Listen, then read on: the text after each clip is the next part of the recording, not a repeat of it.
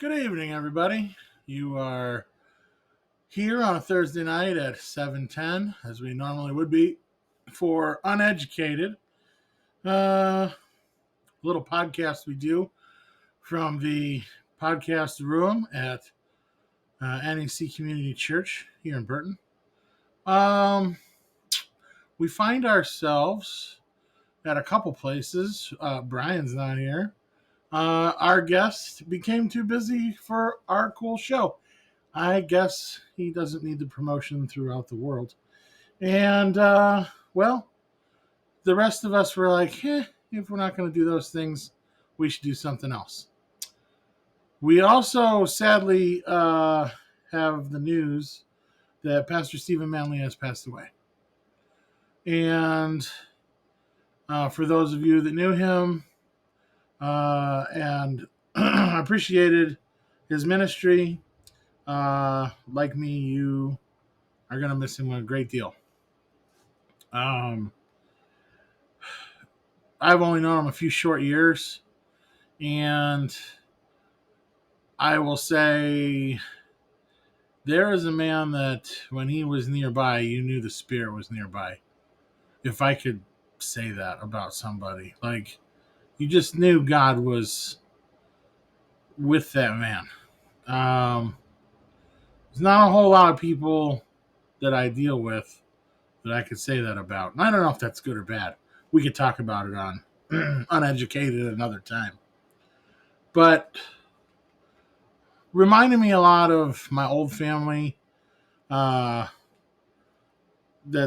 is now gone on from the Depression days and war days and just old school mentality and old school common sense wisdom. He's a great guy. I hope he is with the Father and is enjoying his reward. So, with all that being said, tonight we're going to play one of our favoriter interviews with Pastor Steven Manley. And if you didn't know him, take time to listen. If you did know him, take time to remember. And yeah, that'll be tonight's show. Thanks everybody for watching. Hopefully we'll be live again next week. Have a good night.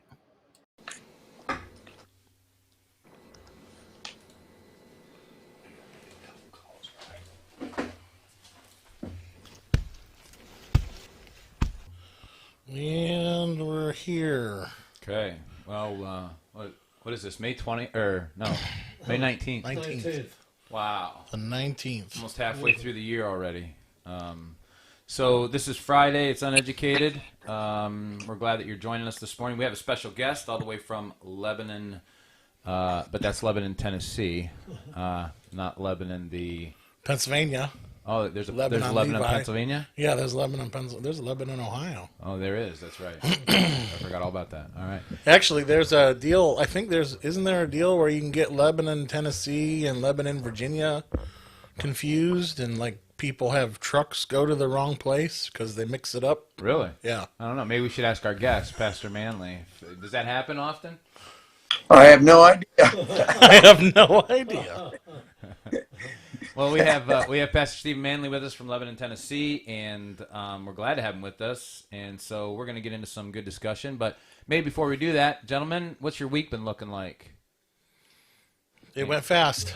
Too fast? It went fast. Yeah. Yeah. Sometimes it's good to go fast, but Yeah. other times not. Okay. Yeah. Jim, you all right? You got to pull that mic in, bro. Oh, yeah. I just called Jim bro. I don't know. You why I did just that. call him bro. I have no idea. Wasn't it Mother's Day? It was Mother's Day last Sunday, yeah. Yeah, that started the week. Mm-hmm. And, Yeah. It went pretty good from there. Yeah? I thought. Yeah. So you're getting some more skin stuff done, huh? Yeah. Yeah. I'll have to keep... That was Monday. Yeah. After Mother's Day. After Mother's Day. That was a good present for you on Mother's Day. Yeah. Yeah. I walked up to a friend of mine on Sunday, and his wife and my wife, we met together, and I shook his hand and wished him a happy Mother's Day. Is that appropriate? I'm sure he has a mother. I'm sure he does. Somewhere. So, Maybe you don't know where, but somewhere. All right. Well, today we're going to get into the book of Ephesians, and we're going to look at Ephesians chapter 5. And here in Ephesians chapter 5, Paul is talking about how to be imitators of God. And he gets down to about verse 11, and he says, "Do not participate in the unfruitful deeds of darkness, but instead even expose them. For it is disgraceful even to speak of the things which are done by them in secret, but all things become visible when they are exposed by the light. For everything that becomes visible is light. For this reason it says, 'Awake, sleeper, and arise from the dead, and Christ will shine on you.'" So I just want to set this question up real quick for people to think about this, because our brothers and sisters are living in a world where darkness is pervading just about every institution and every organization, media outlet. It's just everywhere. And some of it is really rancid. I mean, it is getting to the point where these are things that you wouldn't even have talked about behind closed doors, and now they're being talked about in the wide open. And so What's the thing? Even last week we were talking about, there was it was like COVID, somewhere between the Trump presidency and COVID. We went from all of this stuff being a conspiracy theory to now it's truth. right. And it's really as bad as people said. Yeah, Really. yeah. I mean, even to the point where everybody's willing to admit now that sex trafficking of children is a terrible thing and it's everywhere, but there doesn't seem to be anybody that's actually doing it. Like, we can only find some of these backwoods people doing it, but none of the other people that have been accused, like the Epstein Island stuff. But anyway, to get back to this, the question for Christians would be this: how are we supposed to live as God imitators? And how are we supposed to, what does it look like for a Christian to expose deeds of darkness? And what does it look like to be the light in that place so that people can see that? So, Pastor Manley, I'm going to let you go first, since you're with us this morning, and then we're going to just kind of jump off of that springboard and talk about that. Well, thanks for having me again. Good to be with you guys. I have some strong opinions, I guess, about this, basically because I believe in a total, absolute focus on the person of Jesus. I've been studying again in the book of Acts, and Peter, in the second phase of persecution, Peter and the other apostles are all brought in before the Sanhedrin, and Peter looks them all in the face and says, we have to obey God rather than men. Okay, that's a good statement. The problem with the statement is everybody believes that. Anybody who's got any brain at all believes that. The Muslims believe that. The Hindus believe that. Christians believe that. Anybody who has any concept of higher power knows that the higher power knows more than I do, and I ought to do what he tells me to do. So that's not a problem. So the statement is kind of general.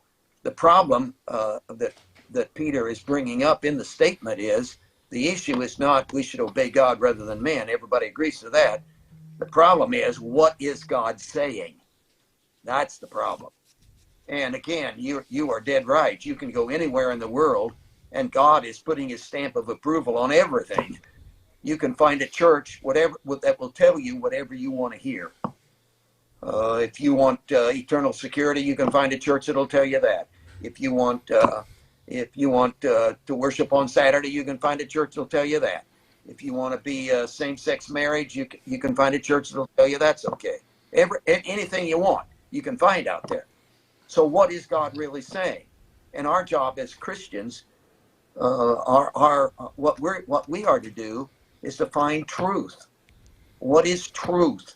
And of course, Peter says that God, the Trinity God, opened up his mouth and he spoke, and out came truth. And what was that truth? Well, it wasn't data, it wasn't information, it wasn't a list of rules, it wasn't church organization, it wasn't theology. When God spoke, he spoke Jesus. Jesus is the speaking of God. And of course, our favorite verse is, in the beginning was the Word. The Word was with God. The Word was God. So the Trinity God has spoken his truth, and the truth is in the person of Jesus himself. So, and Jesus said, I am the light of the world. So you got that whole concept that goes along with the Word there in John chapter 1. So if the light exposes, it's going to be exposed because of the person of Jesus. It's not going to be exposed because I yell louder than everybody else. It's not going to be exposed because I have convincing arguments. It's going to be exposed because I am so full of Jesus that who he is radiates out of me. So I am convinced that the greatest deterrent to the sin of a world is this me being all wrapped up in, full of, merged with, fused with, welded to, saturated by the person, the literal person, not the idea of, but the literal person of Jesus, who will so permeate my life and produce his light through me, which will expose everything around me. So my position is that we are not to go out and we're not against pornography. We're not against abortion in that sense. What we're against is what produces that. In other words, and you've probably heard me say before, but drugs, okay, let's go on a campaign against drugs. But the truth of the matter is, if we eliminated all drugs in the world, all drug addiction in the world, we wouldn't have solved the problem. We'd go lick frogs, or we'd do something, you know. You say lick frogs? Lick frogs. Yeah. I think I know people that lick frogs. Problem, brother. And so if we go after these social issues, and we're not for them, I get that, and we are against pornography, but pornography is not the problem. See, and we are against abortion, but abortion is not the problem. The problem is we're not embracing Jesus. So let's stick with the subject, or we'll be distracted and begin to take radical stands against all kinds of stuff. We'll spend our life on causes that aren't the real cause. Good. Jim, Very you got good. something to say? Huh? You want to throw something in there, Jim? Well, the scripture says we are dead, and our life is hidden with Christ in God. Yes. And that kind of sums up what he's saying. It's no longer I that live, but Christ that lives in me. When when you were baptized and you go down into the water, you're supposed to be buried. Do you see? Yeah. You're old. It's no longer I that live, but it's Christ that lives in me. Yeah. So if I walk the way he walked, Yep. then I'm going to be exposing him Yeah. to those around me. And Right. I think that's the way it has to be. Yeah. Yeah. But we have to recognize that it's no longer I that live. Yeah. And most people, they either don't understand that, or I don't think they want to give up Right. what their life is, Well, I want to think that I'm living that way. Yeah. I want to think that that's happening, but I'll do something or say something, Yeah. and then sure as shooting, next week I'll be convicted of well, that was stupid. You're an idiot. Okay. Like I'll tell somebody, don't stand up there and tell people to pass the plate because you're convicted to not do so for a long time. Mm-hmm. And then I'll talk to somebody else and they're like, hey, you idiot, he said he was going to do it and I was looking for it to happen. What are you doing? And I'm like, I'm putting my nose in business is not mine. So that's this week. Yeah. I was convicted this week of I think I'm living. I'm doing what Pastor Manley's saying. I'm riding along. Boy, I sure love Jesus. And then here my mouth is causing problems. Yeah. And then I'm convicted, and I'm like, gosh, wait, I don't understand it. Yeah. Well, even the term loving Jesus is all distorted because, as Pastor Manley said, there's this idea. He used different, is it adjectives to describe it? Welded, saturated, Welded was merged. a new one. Yeah, welded was a new one. I Welded think. was a new one. Merged. So these kind of words, that's deeper than just saying I love Jesus. Like, Well, no, I don't listen. Yeah. I hear him talk. How long has it been since we spoke to Pastor Manley? About 6 months, a year. yeah, maybe 6 months. Yeah, and you know, and you're just like, gosh, that's the stuff. That's good stuff. And Amen. like I said, I like to think that I'm doing these things, but every once a week I'm reminded. Yeah. What in the world were you thinking? Pastor Manley, we're wondering, can we have you on here at least once a month so we can be convicted more often? Amen. Well, it's interesting. See, I would look at what you're discussing there, brother, and say that's growth. That's not, oh my, that's a whoopee. Because No, I get that, but it seems so constant. well, yeah, but that's life. The proper theology, holiness theology, says that this holy sanctification experience only happens in your heart, which is the core of your life. And of course, my life, as I've been under the domination of self-centeredness and living for myself for so long, that I have developed patterns of self-centeredness. So when Jesus comes and indwells my inner heart, and I'm welded, saturated, all of the adjectives listed, when that happens, that doesn't automatically change my hand or my mouth, or some of my viewpoints. And God is constantly then revealing those old patterns, which doesn't mean, again, I backslid. It means I'm growing, Amen. which is the success of what his shining his light. So God, who is light, lives in you, and he'd shine light on your big mouth. Yeah. No, it's the truth. Yeah, It's that's the right. truth. Which is positive.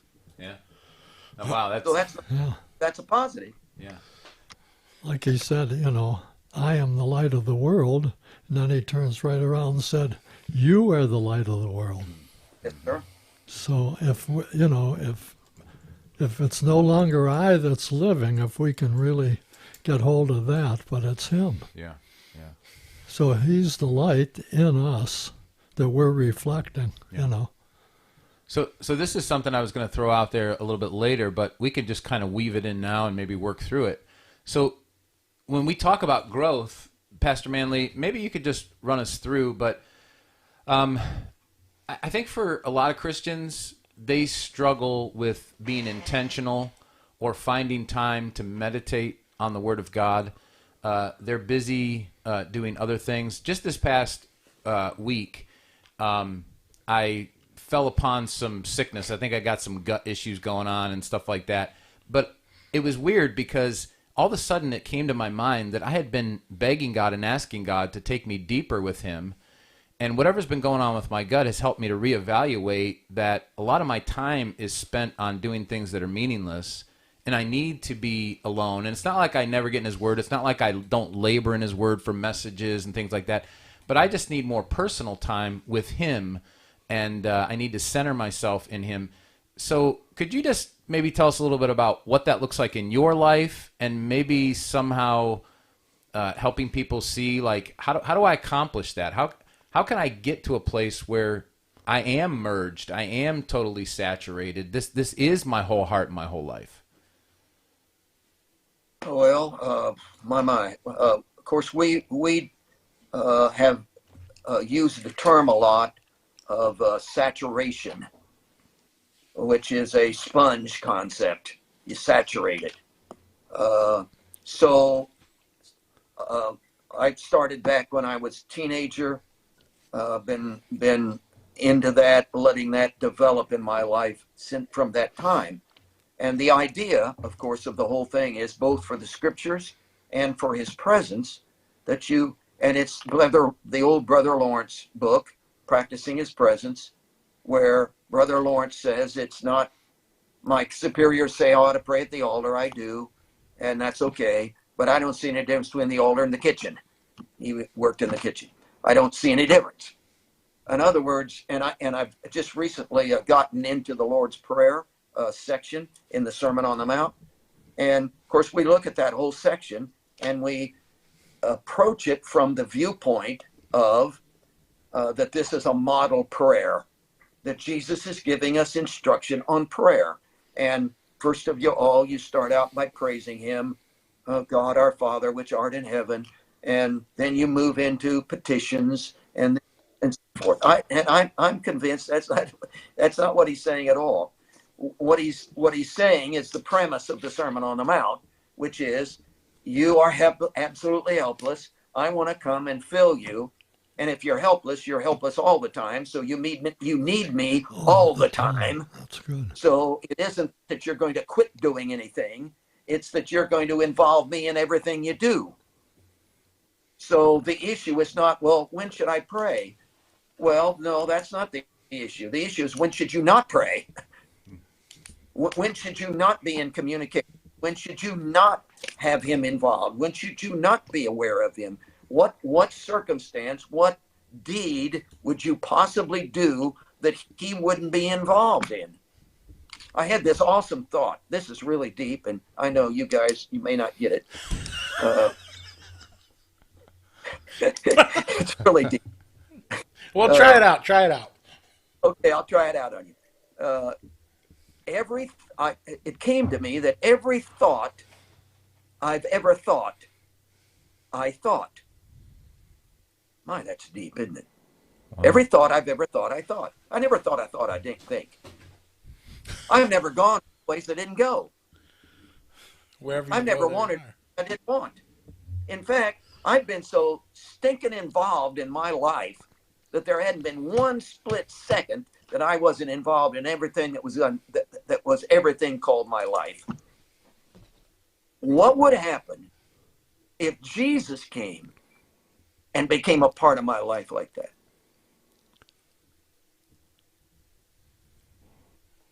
That's the answer. So do you think it's radical or strange that you would get up in the morning and even talk to Jesus about what you're supposed to eat? And maybe not as a law, like, can I eat this? But like, because I struggle, Pastor Manley. I'll just confess this right now, that I'm kind of a matter of fact person. I used to be like disciplined in the sense where, I do this and work this out, and so I'm trying to get into that relationship where it is, him as a father leading me and guiding me and showing me the best way to do things. But sometimes I can't help but think, like, if I eat this for breakfast, it may not be the best for me. And so, God, what do you want me to eat? Is that like radical or weird, or what's going on with that kind of stuff? Well, no, that's not. In other words, I'm going to bend my whole physical body under the control of the Jesus who lives within my body. Mm-hmm. And that's not bad. But again, it isn't a see, you can't move into a situation or a pattern in your life where it's a legalistic, you're always nervous about whether you do the right thing or not. Hey, relax and thank God for Cheerios, And if he doesn't want to eat Cheerios this morning, I expect him to tell me. Okay.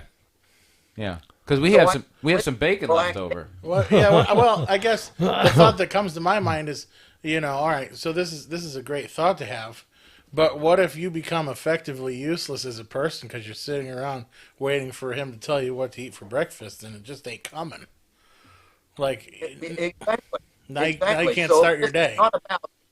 This is not about inactivity. See, the being versus the doing idea is not about inactivity. It's about the glove being filled with the hand, and you are actively involved all the time. And I'm not, again, under any legalistic bondage of what does he want me to do, because see, the very language, let me say it this way. The very language of what do you want me to do indicates separation. In other words, he's over there, I'm over here, and he's got to tell me what to do. It's not that way. The relationship we're talking about is so infused, such an infusion, that he and I are doing it together. So it's never, what do you want me to do? It's what are we going to do? And he's going to do it. In other words, I've wanted God to tell me what to do from the very beginning. When I was a kid, I took a piece of paper, put it on my nightstand with a pencil, and got down on my knees before I went to bed and said, Lord, write it on the paper. Just tell me what to do. Write it on the paper. But he never did. Not once thing at a time. Because that's not the way it is. No. See, that's separation. What he wants to do is he wants to live within me, and we live life together. The way I have been intimately involved in myself, living life together with myself, now he is injected into that, and we're living life together. So I don't go downtown, we go downtown. I am a new creature in this fusion merger thing, which was the baptism experience. So Pastor Manley, as a Christian, you're wanting to be intentional, you're wanting to be disciplined, and you're tired, and you got to get up at 5 if you want to get some time alone with the Lord, but you're tired. Could you don't need to feel bad by saying, Lord, can we just lay here and sleep for another hour? No. In fact, you don't even need to ask him. He's probably telling you, snore, boy, snore. I mean, Jesus knows this flesh better than I do. Yeah. And sometimes I felt. I remember one of my professors. He in seminary. He talked about when he graduated from college and went to a seminary. And in his first year of seminary, he's adjusting to the school and taking a heavy load. He got married, so he's adjusting to a marriage, and they took a little church to pastor. Wow. So he's adjusting to pastorate. Well, good night. The guy is stressed out. He's whoa. And then he began to have spiritual problems because, oh man, I backslid. I'm not praying. I'm not. And the issue wasn't that. It was, you need to go take a nap, boy. Well, wow. Because God understands this physical. He knows all about this. Yeah. But let's involve him. Let's move in the direction of involving him in merger concept. Let's involve him in everything we're doing. Mm-hmm. Let's not separate. And I've been really after this separation language. Well, I'm doing my best. Well, quit doing your best. It's so poor it's not worth doing anyway. So let him fill you. Amen. And let's let him do his best. Let's cooperate with his best. Well, I want to serve God. I've got to. Well, don't serve God. Get off of that. Let's not serve him. In fact, I don't even want to preach for him anymore. That's separatist. I want to stand behind. Think of this, brother. And I think this is what happened. And I'm sorry to ramble on here, but this is what happened in the book of Acts. They didn't just preach about the resurrection. When they preached, it was somehow Jesus so emanated out of them in the form of their sermon or in whatever form. He so emanated out of them that he literally became, his presence became almost visible. Wow. Yeah. So the resurrection was the thing that upset them was not about resurrection discussion. The thing that upset them was Jesus and the resurrection. Amen. Yeah. I want to preach, and when I preach, Jesus literally begins to appear because it's like an artist painting him. Wow. Because I'm full of him. Yeah. So this past week, Brandon sent a video. Sometimes he watches a podcast and sends us videos of Sean Ryan, who's an ex-Navy SEAL. And he had a gentleman on there that he was interviewing.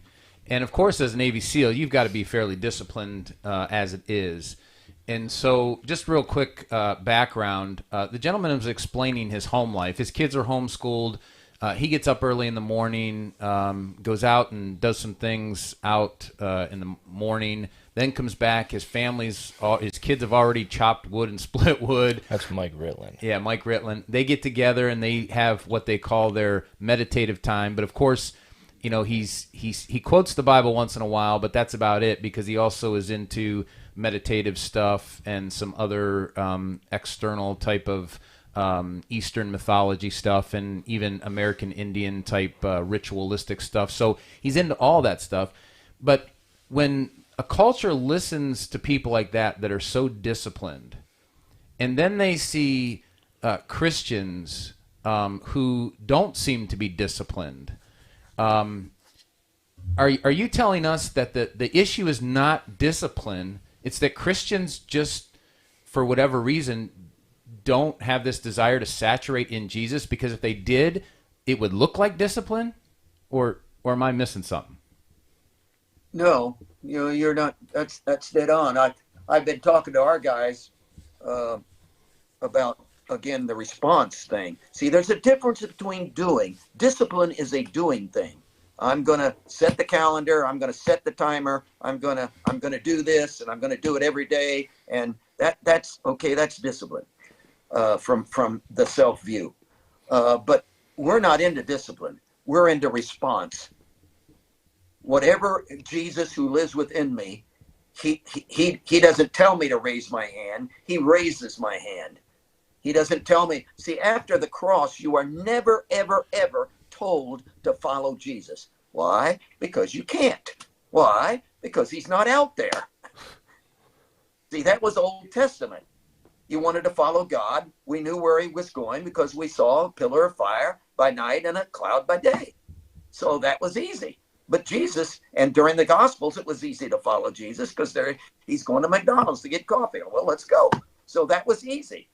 But now he's living within me, so he's not out there for me to follow. He is literally picking my foot up, and I'm cooperating with him and responding. So the difference between doing and responding, and discipline and responding, is when I say I do, I did, I've done, the focus is on me. When I say I'm responding, immediately you think of in terms of outside influence that I am literally interacting with, somebody besides myself that I'm literally interacting with. And that's Christianity. I am interacting with the divine in my life, which is the language of crucifixion. And if you read what our brother was quoting in Galatians 2:20, I'm crucified with Christ, nevertheless I live.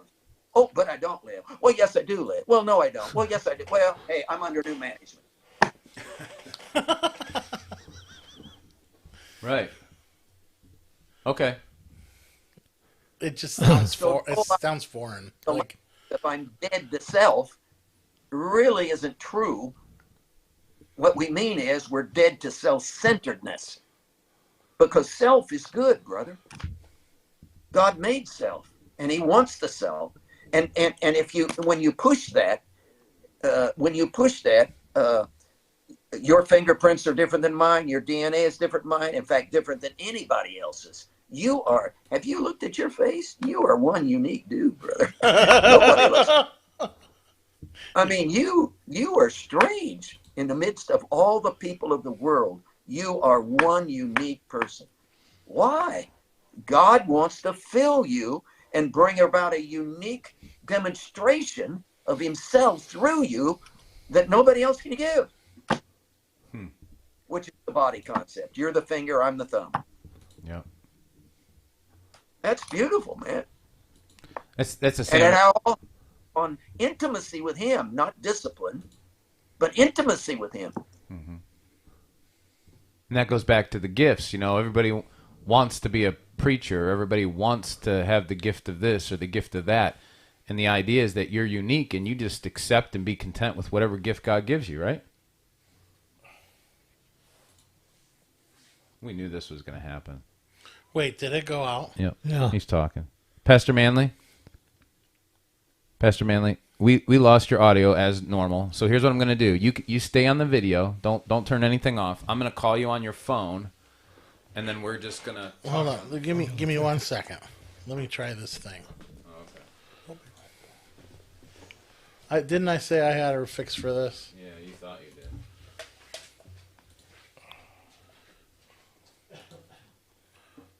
Did it work? I don't know. Give us 1 sec. Are you back? Hello. Yep. Oh, he is back. Okay, well, we're not going to call you then. Okay, I'm sorry. You can go ahead and pick up. Well, I was talking about the fruit of the Spirit. The last fruit of the Spirit is self-control, which is not self-controlling self, but it's a fruit of the Spirit.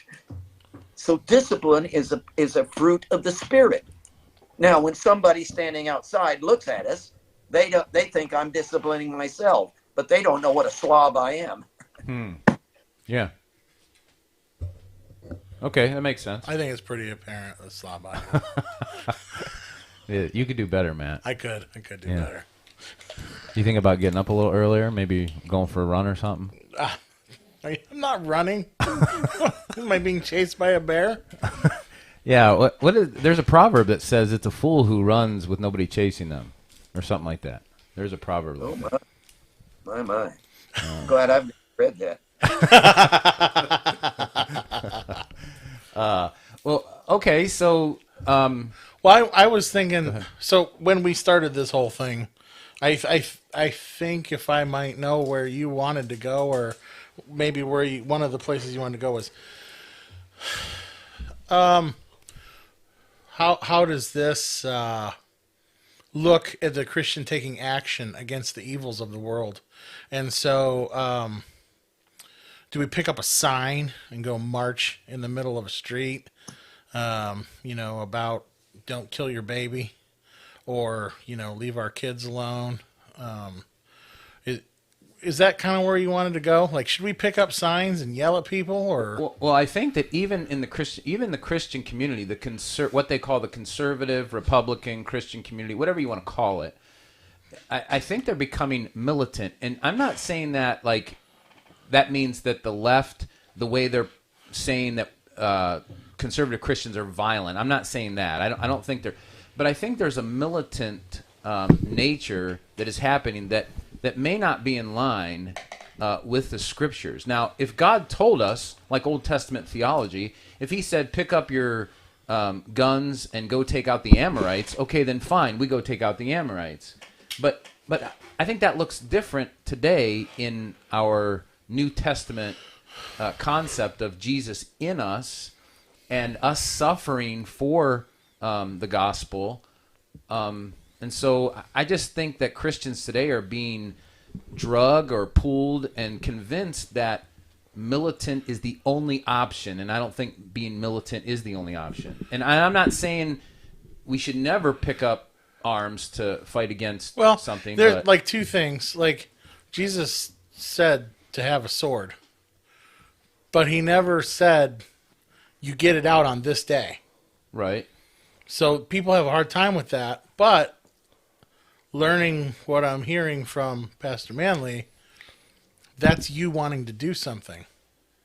That's you saying, I'm going to do something. Right. Tell me I'm right here.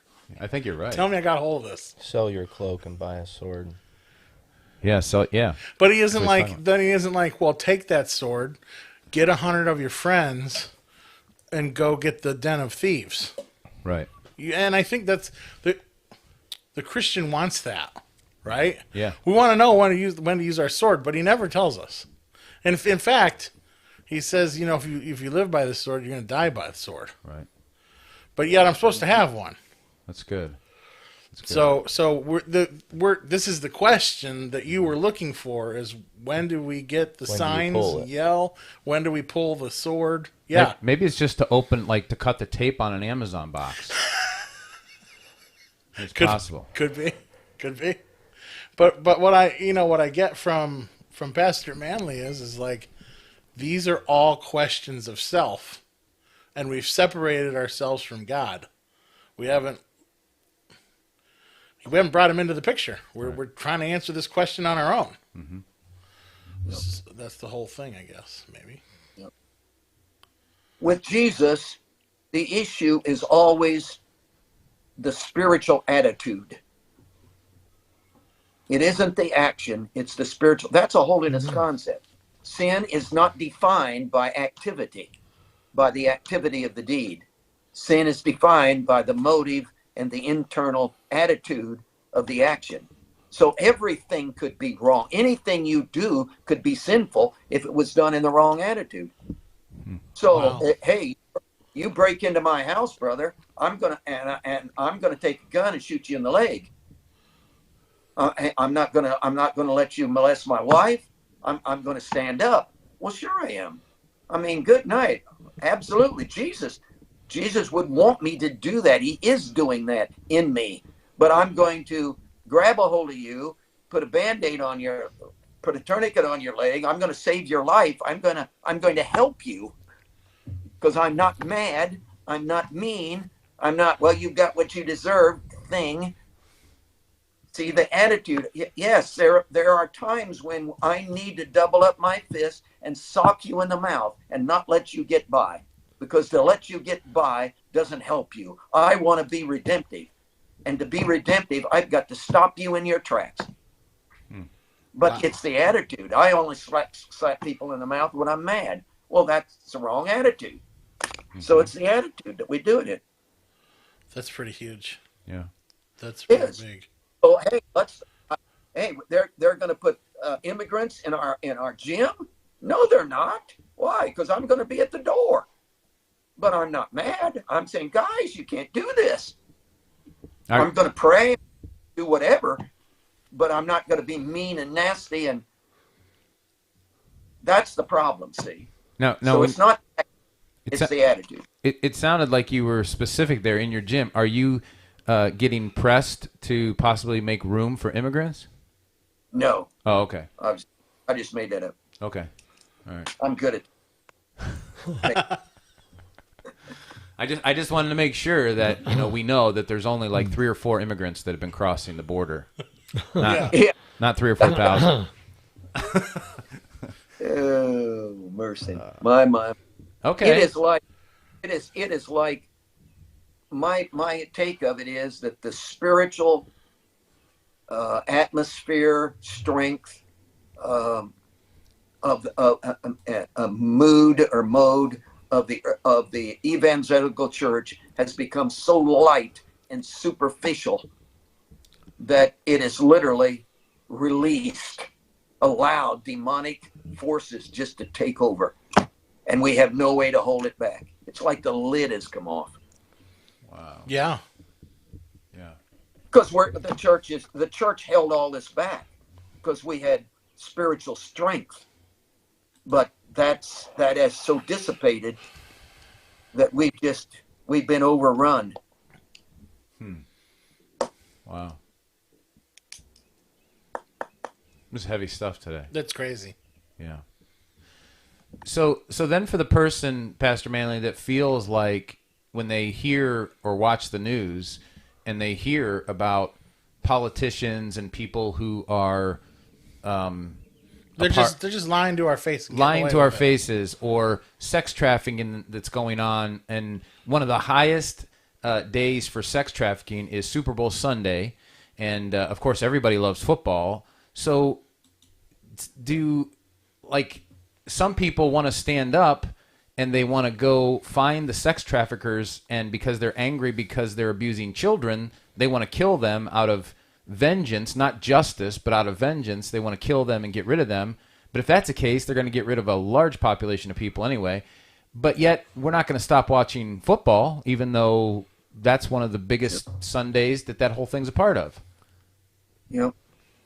It's the same thing, though. So what you're saying is, and that was the problem with legalism in the church, there's no way to be legalistic and to be consistent. My dad would absolutely not take a newspaper on Sunday morning, have it delivered to our house with a paper boy on Sunday morning. No, but we took a paper on Monday that was printed on Sunday. That's good. Sounds like maybe you were Amish. Yeah. That's the problem. Legalism, you can't be consistent. Yeah. So then So, like, it's not, again, the problem is not necessarily, I mean, there might be issues, like people are selfish within NFL football, but the problem is not football or somebody watching a football game. That's right. Okay. Gotcha. Brandon, That's exactly. Brandon, you were going to say something? Well, I'm just saying, like, for the pedophiles, whether someone goes and gets them and rounds them up, whether that's civilians and shoots them, our legal system technically does the same thing. They're still doing violence and an act of death against them. You're talking about legally. So, like, if police officers arrest them, they go to court, and then they take them in and they give them the death sentence. They're doing that. All right. So let's just ask the question then: is the difference? But it is different. Yeah. Because they go through a system. Right. And well, there's 12 people. You're supposed to have a jury. And the Bible says that those systems are actually put in place by God. Are we on something here, Jim and Pastor Manley?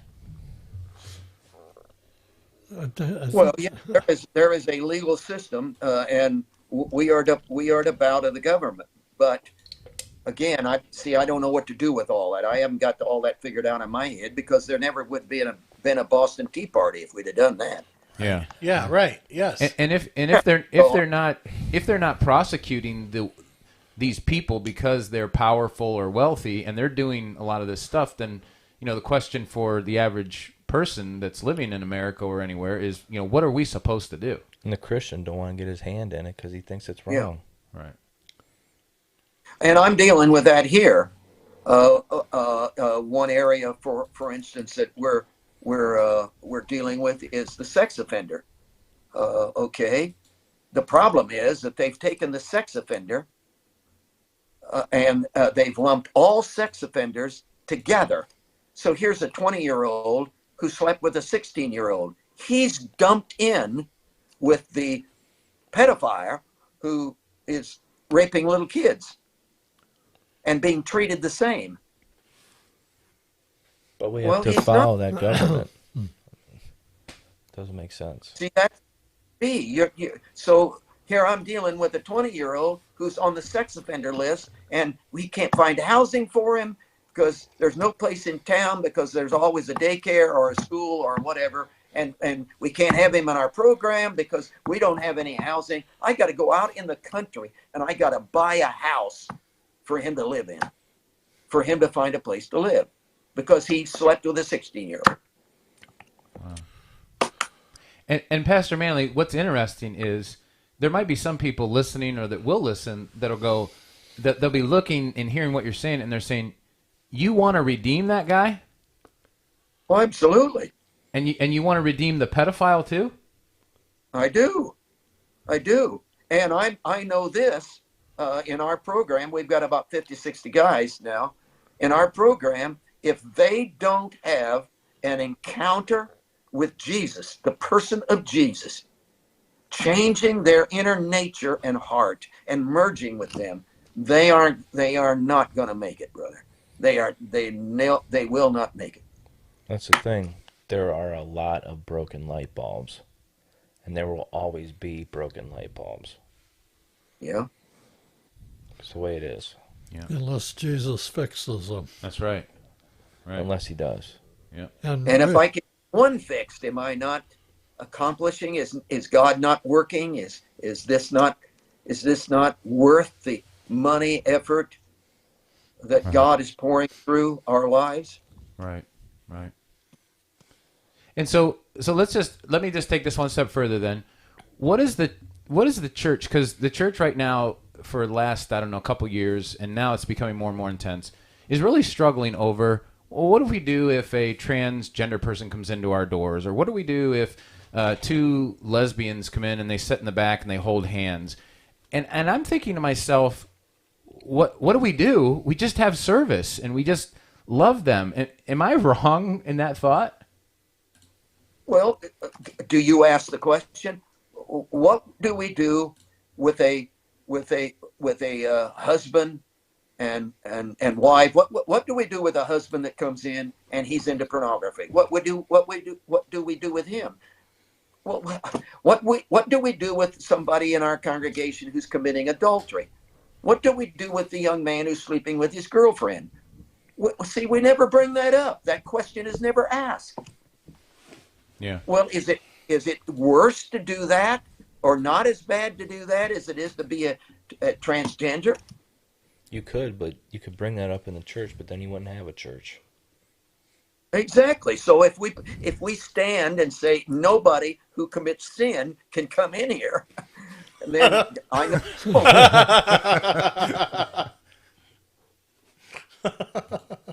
We might as well go home. Yeah, see, I don't know why we even have to ask that question, brother. That's what bothers me. We shouldn't even have to ask that question. Yeah. Right. Well, sure, we're going to embrace the transgender. We're going to embrace them. We're going to love on them. Right. We're not going to approve any more than we approve of any other sin. Well, the thing that's hard with the transgender, you have a group of them coming into your church, and then you have kids coming into your church. Yeah. Kids see Yeah. that as acceptable. Well, and I think another thing is too is they are coming to disrupt. You know, Yeah. the adulterer and the kid sleeping with his girlfriend, and all the things that you propose, they just come quietly because they don't want to get found out. The transgender and that movement, they are on the frontal assault to cause a scene. Yeah. And You're right. if they're causing a scene, you know, then I think that's what opens up the can of worms. But it isn't because they're transgender that we're kicking them out. It's because they're creating a scene. Yeah. Right. Yeah. Because they're choosing that they're forcefully wanting to go into a different restroom because they think that they're a different sex, and when we stop that, that's not being mean. That's Right. just holding up justice and what's right. Yeah. Yes. Yeah. And we have to do that in love. Yeah. Absolutely. And the sex offender. He comes to my church. Somebody's watching him. Well, we don't watch the adulterer, I know, but we're watching him. Well, that's only because we know what his problem is. This is what I'm saying. This is what I'm saying.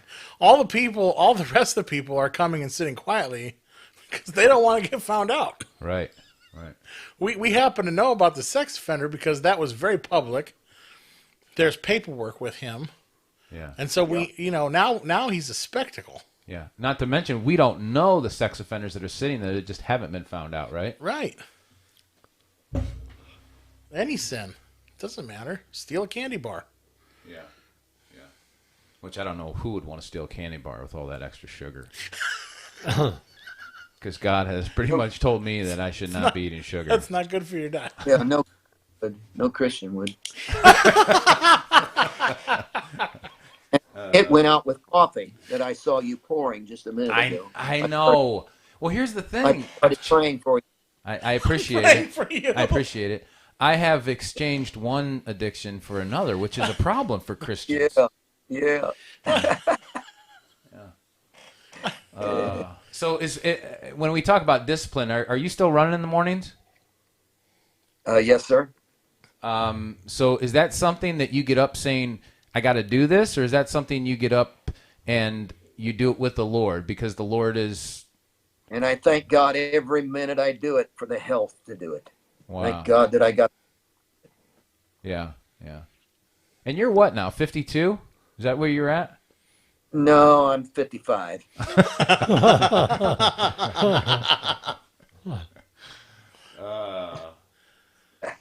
That's a good age.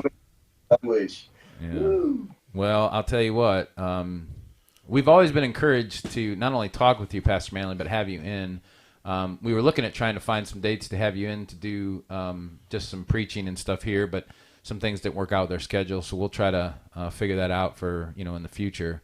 But man, I would like to just stay in contact, maybe have you on more often if you would be willing to take the time to do that, because it's always good to have conversation with you and talk with you. I'd be privileged. So, interesting, this year, things have really shifted in the field of evangelism for me. I've been holding all kinds of meetings that if I'm within driving distance, starting on Sunday night, I've been holding meetings up in Pennsylvania and New Jersey that start on Monday, Wow. Tuesday, Wednesday. It's been interesting. Wow. That's happened before, but it's happening now. So I don't know. Okay. You think it's part of that revival stuff that we talked with you about maybe a couple months ago when we were talking a little bit about that Asbury revival stuff? Well, could be. And part of it is I can't get there on Sunday because I'm tied up my Sundays. So that I don't know whether that my own personal schedule has something to do with it or not. Yeah. I'm that's a regular trend, Okay. but kind of where I am. So maybe to make us feel a little better here, because I don't know if you know this, but we consider ourselves a tiny mega church. Mm-hmm. It's just kind of been a catchphrase for us. But as the church there you've planted, how many years has it been since you've planted there? It was 2009. Okay. All right. So about 11, 12, 14 years? Yeah. Okay. And you minister primarily to like prison ministry and people with addictions and issues like that, but you also have just a full congregation. Is that correct? Not anymore. They all left. The whole congregation left? Basically, yeah.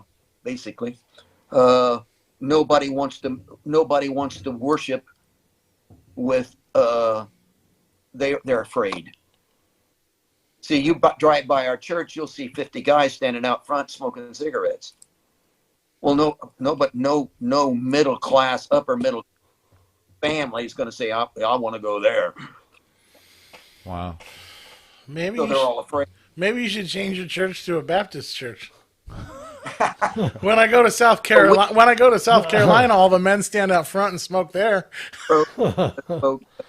But we are a compassionate ministry church. There's no doubt about that. Okay. So we focused on that, and hey, if that's what the Lord wants, I'm happy. Okay. Now, are you a part of the Nazarene district there, and are you recognized then as a compassionate ministry now? Yes, we are. We are a 10% special. Send us your money. We're a 10% special. Now we could do that, right? Because you are a 10% special. Yeah, exactly. We're a mission project. We're on the. It goes on your 10% giving. Why can't we make you part of our regular giving, and then that goes towards that? So because we don't really want to give an extra 10%. How can we do that? Can you figure that out for us? Well, no, you just do it. You go to point on funding the mission. You go to point giving. And you put in cross-style compassionate ministry for what you gave, and it goes on your 10% automatically. Oh. See, instead of sending money to world ministries where we don't know these people. Well, we got to send it to there too, right, Pastor Manley? No. Oh. I'm not. They could be World Economic Forum bozos. I'd rather send it to this guy. Probably your world mission budget has to be paid, and then 10% is above that. So I think this is above the budget. Oh, gotcha. Yeah, that's what I thought. I don't think our accountant's gonna like that. Because we've been I don't think our accountant's gonna like that at all. We've been trying to figure out how much of our denomination might be a part of the World Economic Forum. Right. But we're not sure where that's all heading. Could we be non-denominational? We are non-denominational. But we're part of the Nazarene, right? Yeah, they're a denomination. This is how this all works. Stupid is what it is. You realize even a non-denominational church is a denomination in and of itself. They have its own rules and regulations. Yeah, that's what we had. Yeah. They're just not. They just don't pay the piper. That's all. Pastor Man, he's looking for some. He's looking for a cigarette. A piece of Did you get that? You looking for an all like half smoked cigarette? I'm looking for an answer to your dilemma Yeah. in the waste basket, but I didn't find it. Oh, okay. He was looking for a piece of paper that said we'd be okay. No. Well, thank you for your kindness. Yeah, thank you. It was good having you. And Pastor Manley, have a great weekend and a great week coming up. And I will get back in touch with you. And I mean, I don't know if I heard your answer to that, but we get back with you, maybe have you more often. That'd be okay. He did say yeah. He said yeah. Sure. All right, very good. Because Matt needs a conviction. We got Listen, Yeah. I'm convicted regularly, so we're trying to get him put together. if I get any more conviction, I'm just gonna stay in bed. As long as you do it with Jesus. Blessed. Yep. All right. Well, hey, you all out there that are listening today, you have a great weekend and enjoy the rain for the next couple days, and then I think it's supposed to be sunny on Sunday. Yeah. All right. Go ahead. You finish out your thought. Today. Go on, Tonight. Eric. Or tonight. I guess we punched out. Very good. I liked what he said about spiritual, In other words, it's no longer that I live because I'm physical.